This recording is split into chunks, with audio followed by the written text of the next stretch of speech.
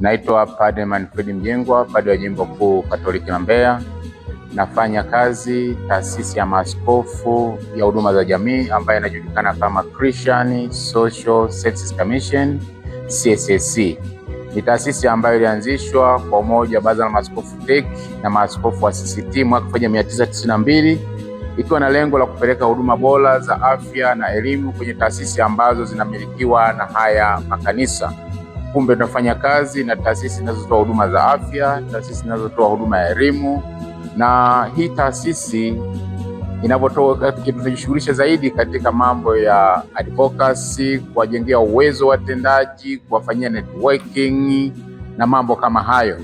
Ndio maana tumekutana hapa Njombe kwa ajili ya kuwajengea uwezo academic master wa shule zilizopo kanda ya kusini, ambako mimi nafanya kazi kama meneja wa kanda ya kusini yenye mikoa 6 ya Rukwa, Songwe, Mbeya, Iringa, Njombe na Ruvuma.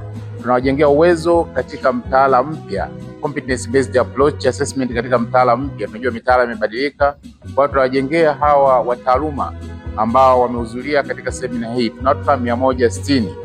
Shule zilizohudhuria sekondari ziko shule 60, primary ziko kama shule 30 na vyuo vya ufundi viko kama 10. Lakini shule zingine zimeleta 2. Kwa hiyo tuna jumla ya washiriki kama 160, na tumepata wawezeshaji kutoka sehemu mbalimbali. Tunaye wakufunzi kutoka UDOM, tunao wakufunzi kutoka Tabora, basi na wakufunzi wengine kutoka hapa Njombe. Kumbe wametusaidia katika kuwajengea uwezo hawa katika semina siku 2, ili wakirudi waweze kuwawezesha walimu wengine kuwajengea uwezo katika mtaala huu, ili watoto waweze kujifunza na kuwa na skills ambazo zitawasaidia katika maisha ya kesho. Kumbe tunashukuru sana kwa waliotusaidia katika kufanikisha hili tukio, na zaidi tunawahimiza walioshiriki mafunzo haya wakayafanyie kazi huko waendako. Na CSSC ipo Tanzania nzima na makao makuu yako Dar es Salaam. Kumbe tunawashukuru maaskofu kuanzisha hii taasisi ambayo ni mwamvuli wao. Kwa sisi tunawasaidia maaskofu katika kuhakikisha kwamba huduma bora za elimu zinaenda katika taasisi hizi. Wanaendesha taasisi kwa kutumia weledi, ili katika kumhudumia mwanadamu kimwili na kiroho, kanisa inaonyesha nafasi yake. Kumbe nawashukuru wote washiriki walioshiriki semina hii, na baada ya semina hii kesho watakuja wakuu wa shule ili nao kuweza kujengea uwezo na kuongea mambo yao yanayohusu elimu katika kanda hii ya kusini. Na kushukuruni sana. Mimi naitwa Makoi Jafet Wangeleja, ni mkurugenzi wa huduma za elimu wa Christian Social Services Commission. Leo toka jana tuko hapa Njombe, kituo cha vijana cha Nazareti. Tuna mafunzo muhimu sana kwa walimu wa taaluma kwa ajili ya kupeana uzoefu na namna ya kuenenda na mtaala mpya wa masomo wanayofundisha. Tumekutana hapa kimkakati kwa sababu tunajua walimu wa taaluma ni walimu muhimu sana katika kuleta mabadiliko katika shule.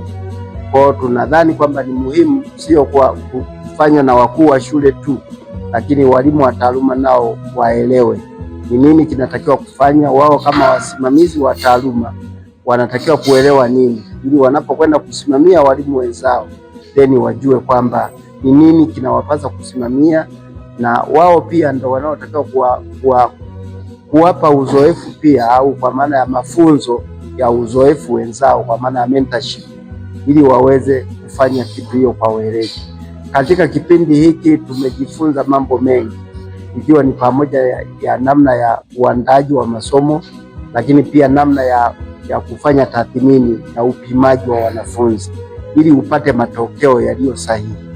Kwa hiyo tumejifunza pia namna ya kutengeneza tasks mbalimbali ambazo tutaweza kupima ujuzi ambao tumeulenga. Tutaweza kuendeleza au kuwafanya wanafunzi wawe na ujuzi ambao tumepanga kwa mujibu wa mtaala wetu unaozingatia ujuzi.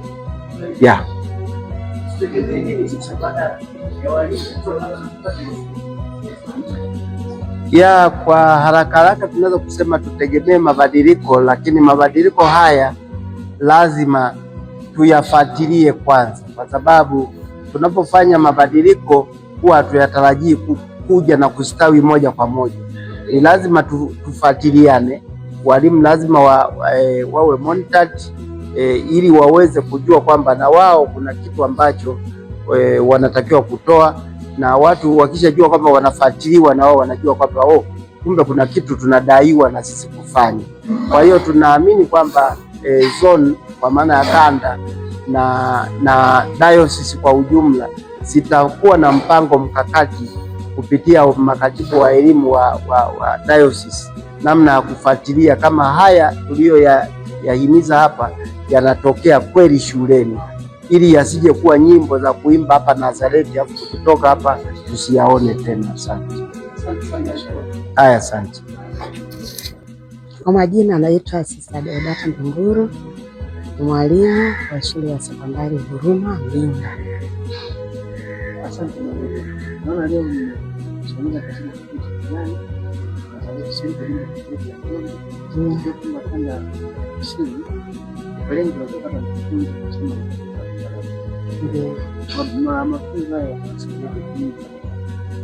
Asante sana kwa swali zuri.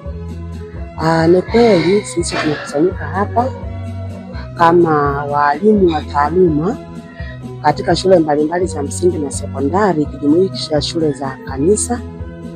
Kwa hiyo hapa tumekusanyika kwa lengo la kupata maarifa kuhusiana na mabadiliko ya mtaala ule wa zamani na kuja na mtaala mpya. Na ninavyosema juu ya mtaala wa zamani ni ule mtaala ambao basi unaleta kwa shule za msingi wale wanafunzi wanaanza darasa la kwanza na kumaliza darasa la sita, na tofauti na kule nyuma ambako tulizoea wanaanza la kwanza wanamaliza la saba, kwa sasa wanamaliza la sita. Na kwa sekondari pia kidato cha kwanza hadi cha 4 kuna mabadiliko pia haya ya mtaala mpya. Sasa kwa nini tuko hapa? Tuko hapa kwa lengo la kupata mafunzo ya nini kifanyike ili tuweze kuendana na mtaala huu mpya, kwa sababu walimu tulio wengi ni wale walimu ambao tulijifunza kupitia ule mtaala wa zamani. Sasa kwa kipindi hiki tunakabiliana na mitaala yote miwili katika mazingira yetu ya kazi. Tunao kwa primary, tunao wanafunzi ambao wameshaanza na huo mtaala mpya, kwa sasa wamefikia darasa la 5 na mwakani tunategemea wamalize darasa la 6. Lakini pia tunachukua na ule mtaala wa zamani kwa wanafunzi wa darasa la 6 na darasa la 7. Kwa hiyo sasa hiyo mitaala miwili kwa walimu ambao tuko kazini kwa sasa inatupa mkanganyiko. Kwa hiyo sasa mafunzo haya yanalenga kutusaidia sisi ili tuweze kumudu mitaala yote miwili wa zamani na mpya. Tuweze kujua nini kimebadilika kutoka ule mtaala wa zamani na kuja mtaala mpya. Na kwa ujumla mtaala huu mpya unalenga sana kumpa mwanafunzi nafasi ya yeye kuweza kubuni na kugundua vitu yeye mwenyewe, tofauti na ule mtaala wa zamani ambao mwanafunzi alikuwa anamtegemea mwalimu awe sosi ya chochote au knowledge anataka yeye kujifunza. Mwalimu ndiye anatafuta kitu cha kumfundisha mwanafunzi kujifunza kutoka kwake. Kumbe sasa hivi mwalimu anakuwa kama kiongozi, anamuongoza yule mwanafunzi ili aweze yeye mwenyewe kugundua na kujifunza kutokana na maarifa yake. Kwa hiyo sisi tuko hapa, tunao wawezeshaji ambao wanatuwezesha kujaribu kulinganisha ni mabadiliko yepi kwa sasa tuende nayo ili tuweze kutembea na huu mtaala mpya, kwa sababu wengi hatujapata bado mafunzo na bado tuna wanafunzi hao mashuleni na tunawamudu mitaala yote miwili. Kwa hiyo sasa sisi kama sisi tumepata fursa ya pekee kuweza kujua mwanafunzi yule mtaala wa zamani tuende naye vipi na mwanafunzi wa mtaala wa sasa tuende naye namna gani. Kwa mafunzo yatatusaidia sana. Asante. Tumsifu Yesu Kristo. Kwa jina naitwa Mwalimu Chidabile, nafundisha katika seminari ya Mtakatifu Yosefu. Basi kwa kipindi hiki nimepata fursa ya kuhudhuria mafunzo haya ya mtaala mpya ambayo yameandaliwa na CSSC Southern Zone kwa lengo la kuimarisha maarifa kwa walimu na wahudumu wote wa elimu juu ya mtaala mpya. Sasa mtaala mpya umekuja kwetu kwa mara ya kwanza uanze kutumika ikiwa ni sehemu ya maboresho ya vile vipengele ambavyo vilikuwa vinaonekana vinafinya ama vinaleta ufinyu katika ujifunzaji wa mtoto. Ikumbukwe mtaala wa awali ulikuwa unamtaka mwanafunzi awe msikilizaji, halafu mwalimu ndiye mtafutaji wa maarifa yote na ndiye mwasilishaji wa maarifa yote. Kwa hiyo katika mtaala huu mpya tunahamasishwa sisi walimu na wadau wote wa elimu, tuhamasishe watoto wakatafute maarifa, waje nayo wao, alafu sisi tuyakazie yale maarifa. Kwa msingi huu ni kwamba katika mtaala huu mpya unalenga kuimarisha uwezo wa mwanafunzi mwenyewe katika kujitafutia maarifa, katika kujifunza yeye mwenyewe, jambo ambalo kupitia kujifunza kwake huko kutamfanya awe na maarifa faafu ya kutosha kuhusiana na dhana husika. Kwa hakika tunatarajia makubwa kupitia maboresho ya mtaala huu na watoto wetu watanufaika kwa kiasi kikubwa. Asanteni sana.